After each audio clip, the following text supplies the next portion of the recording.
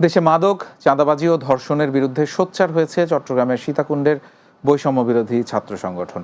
এসব অপরাধের বিরুদ্ধে কঠোর ব্যবস্থা গ্রহণের দাবিতে বিক্ষোভ মিছিল ও সমাবেশ করেছে সংগঠনটি। এতে বিভিন্ন কলেজ ও বিশ্ববিদ্যালয়ের শিক্ষার্থীরা অংশগ্রহণ করেন। এ সময় তারা জনগণকে মাদক, চাঁদাবাজি ও ধর্ষণের বিরুদ্ধে সোচ্চার হতে লিফলেট বিতরণ করেন।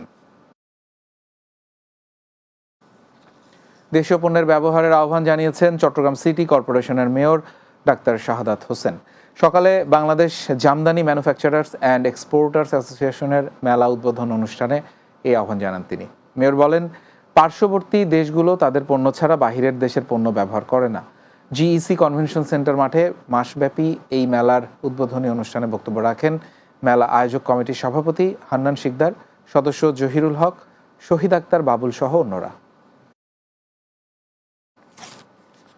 চট্টগ্রামের আকবর শাহ থানা বিএনপি নেতা মহিউদ্দিনের পক্ষ থেকে অসহায় পরিবারের মাঝে ইফতার সামগ্রী বিতরণ করা হয়েছে।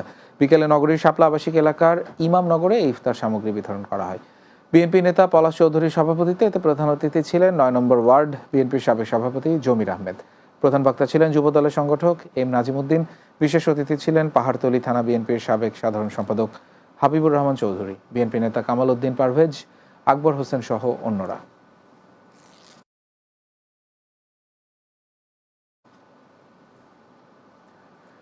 সাংবাদিকদের সম্মানে চট্টগ্রামে অনুষ্ঠিত হয়েছে বাংলাদেশ শ্রমিক কল্যাণ ফেডারেশন চট্টগ্রাম মহানগরীর ইফতার মাহফিল।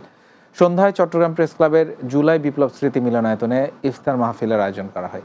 এতে সভাপতিত্ব করেন ফেডারেশনের কেন্দ্রীয় সহ সাধারণ সম্পাদক ও চট্টগ্রাম মহানগরীর সভাপতি এস এম লুৎফর রহমান। ফেডারেশনের নগর সাধারণ সম্পাদক আবু তালেব চৌধুরীর সঞ্চালনায় এ সময় বক্তব্য রাখেন বিশিষ্ট রাজনীতিবিদ অধ্যক্ষ মোহাম্মদ নুরুল আমিন, সাংবাদিক মোহাম্মদ উল্লাহ, বিশিষ্ট লেখক ও আলেমে দিন অধ্যাপক লিয়াকত আক্তার সিদ্দিকী, চট্টগ্রাম প্রেস ক্লাবের সদস্য সচিব জাহিদুল করিম কোচি, বাংলাদেশ প্রেস কাউন্সিলের সদস্য মঈনুদ্দিন কাদের শওকত সহ অন্যরা। রাতের বাংলায় আরও একটা বিরতি নিচ্ছি, কিছুক্ষণ পরে ফিরছি, আমাদের সঙ্গেই থাকুন।